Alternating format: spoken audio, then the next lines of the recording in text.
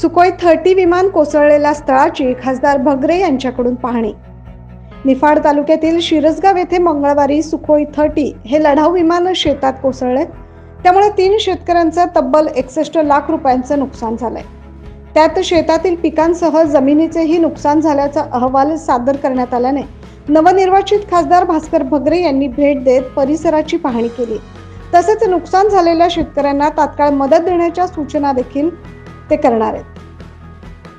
काल दुपारी 1 वाजेच्या जवळपास सुखदेव मोरे आहेत, लक्ष्मण मोरे यांच्या शेतावरती संरक्षण विभागाचं सुखोई हे जे विमान सराव करत असताना तांत्रिक कारणामुळे अचानक कोसळलं आणि कोसळल्यामुळे हा जो भाग आहे हा सर्व शेतीचा एका बाजूला आपण बघतोय द्राक्ष शेती आहे, इकडे टोमॅटोच्या लागणीसाठी तयारी केलेली होती, विहीर आहे, बोरवेल आहे, या सगळ्या याचं नुकसान म्हणजे एका बाजूला विमानाचं प्रचंड नुकसान झालं आहे। पायलट जे आपले पायलट होते ते बिचारे त्यांचे पॅराशूटने त्यांनी जीव वाचवला, परंतु दुसऱ्या बाजूला विमानाचं नुकसान आहे आणि शेतीचं प्रचंड नुकसान या ठिकाणी झालेले।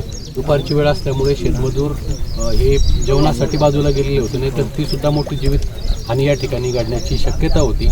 आणि एका बाजूला देशाचं नुकसान झालं आहे आणि शेतकऱ्यांचं नुकसान झालं आहे आणि म्हणून या ठिकाणी मी तहसीलदार कलेक्टर यांना सूचना करून, कालपर्यंत निवडणुकीचा काळ होता आणि सगळी यंत्रणा त्यात व्यस्त होती, परंतु कालही सगळ्या अधिकाऱ्यांनी पाहणी केली। आजही तहसीलदार कलेक्टर साहेब येऊन पाहणी करून शेतकऱ्यांना कसं त्यांचं नुकसान एका बाजूला झालेलं आहे त्याची भरपाई करण्याच्या दृष्टीने मी सूचना करणार आहे। एचएलचे सुखोई 30 हे विमान लढाऊ विमान आहे। ते शिरसगावचे शेतकरी सुखदेव मोरे, ज्ञानेश्वर मोरे, लक्ष्मण मोरे यांच्या शेतात कोसळले।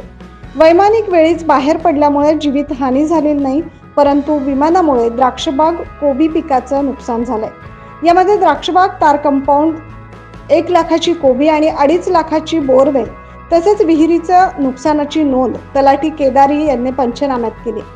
नुकसानग्रस्त शेतकऱ्यांना तात्काळ भरपाई देण्याच्या सूचना देखील खासदार भगरे यांनी जिल्हाधिकारी जलज शर्मा यांना करणार आहे। Bureau report 9 news Maharashtra.